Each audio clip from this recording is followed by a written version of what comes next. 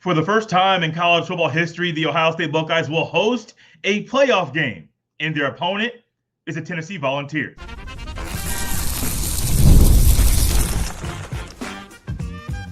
You are Locked On Buckeyes, your daily podcast on the Ohio State Buckeyes. Part of the Locked On Podcast Network, your team every day. Welcome in, Buckeye fans, right here on a Sunday afternoon in the midst of the selection show right there on the ESPN. We found out that Ohio State is set to host a playoff game. I am your host, Jay Stevens. Welcome in to Locked On Buckeyes here on this Buckeye Blitz on a Sunday as we instantly react to Ohio State hosting a playoff game, and they're hosting the Tennessee Volunteers. Now, many of you may have seen the bracket when it came out. Ohio State in the bracket itself, as it can get a little confusing. The Buckeyes are the number 18 seed in the bracket, the number six team overall in the entire country.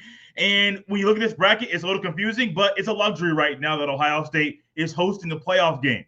Now, the opponent is Tennessee. We're going to dive into that throughout the week leading up to the game that will be played on December 21st inside Ohio Stadium on ABC at night. The one thing we have been claiming for and pushing for quite a long time, we're getting a night game. But it's a major luxury for Ohio State to host a playoff game in the first year of the playoff. The downside is they won the Big Ten. They would have been getting a first-round bye, but they didn't take care of business, so they're not getting that. On the flip side, you're playing a week earlier, a couple weeks earlier, and you're at home. You're not having to get on a plane, not having to pack everything up. You're at home, which is huge. Now, we look at the rest of the first-round matchups. Clemson will play at Texas. SMU will play at Penn State. They got in the SMU Mustangs got in over Alabama. That's going to be one that will be debated over the next couple of days. Indiana is staying inside the Hoosier State, and they're playing Notre Dame. The top four seeds, these are the top four highest-ranked conference champions. Oregon is 1, Georgia's 2, Boise State's 3, and Arizona State is 4. Really, really interesting how this bracket kind of unfolded and kind of got a little confusing when you look at, well, here's where they are with the bracket. Here's where they are as far as in the top 12. Why it's this way? Because the committee doesn't make sense. But what does make sense is Ohio State standing right now. They're hosting a playoff game. We talked about it at the end of last week that we all thought that Ohio State was going to host a playoff game when the bracket was revealed today because they're one of the best teams in the country. They're number 6 in the committee's eyes. And if they didn't boost certain teams' resumes for making their conference championship games, they'd probably be in the top 5, maybe even top 4, because they are that good. Now, you got a really horrible loss against Michigan. You have a loss is never good, but I guess a better loss, if you want to put it that way, to Oregon, which still sounds weird. It's a loss better than another? No, losses suck. Losses aren't good. But Ohio State's in a good spot right now. Get healthy, fix all the nicks and the dings. Also, if they're going to make any last-minute changes to certain positions, as Ryan Day alluded to, potentially tinkering with the offensive line, I don't think you should do that. Unless you are telling me that somebody at left tackle is someone's going to go in there and be so good that it's the best thing for you, cool. Outside of that, I wouldn't mess with it. You ran up against a really good defensive front in Michigan and couldn't do anything, but also the coaches got in the way. The players weren't good. Yes, it's hurt. So the players can only do so much, but the coaches got in the way there. I'm not trying to go back into that part there to talk about, well, Ohio State could have been in a better situation and a better fit for the offensive line, which goes into the game plan. I think with it being a luxury for Ohio State to play a home game, the game plan must be on point. But also you, the fans, be on point too. We're going to be ready to go. I have been clamoring and waiting and hoping that Ohio State got in the biggest stage that it can get on in any given season, may it be prime time, because it is the Ohio State Buckeyes.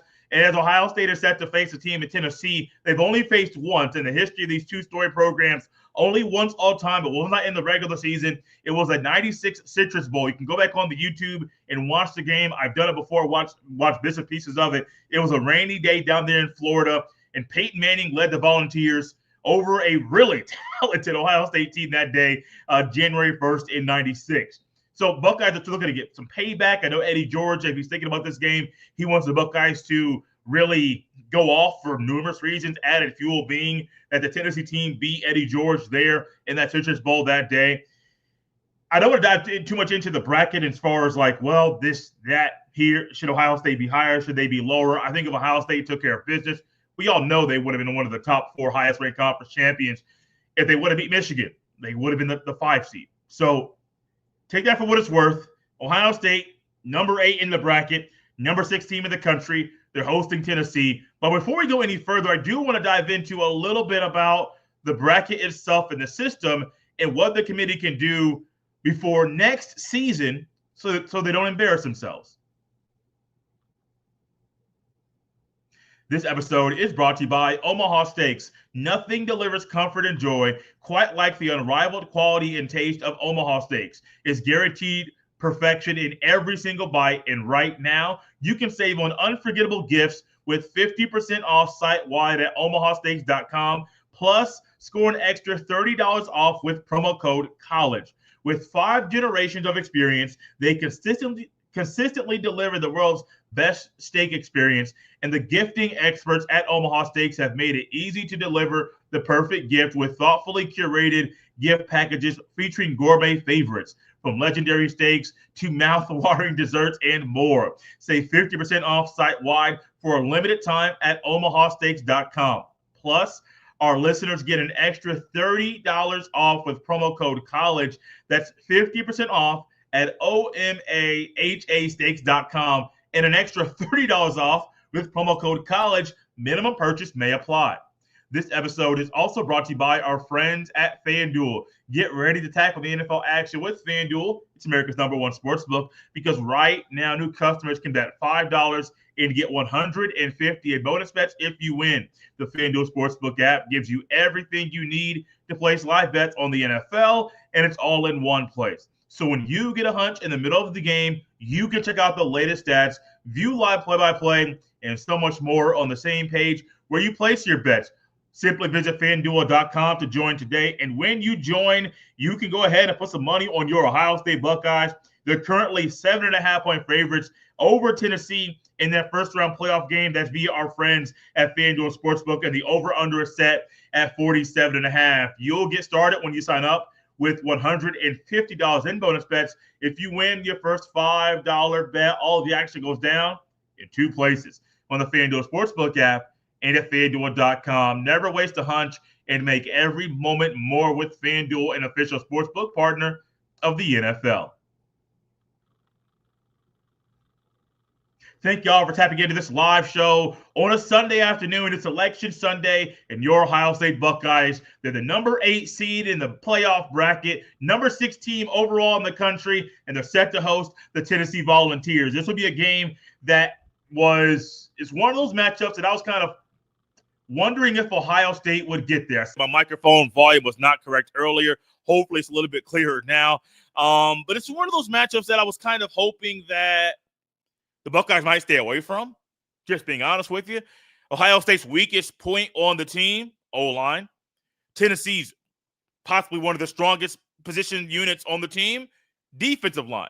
And so I'm looking at this matchup, and I know I said we're going to dive into it next week and lead into the game, but I can't waste any more time without looking at just the game plan right now on a Sunday and start to think, what will Chip Kelly and Justin Fry do to overcome the firepower that Tennessee has on the defensive line?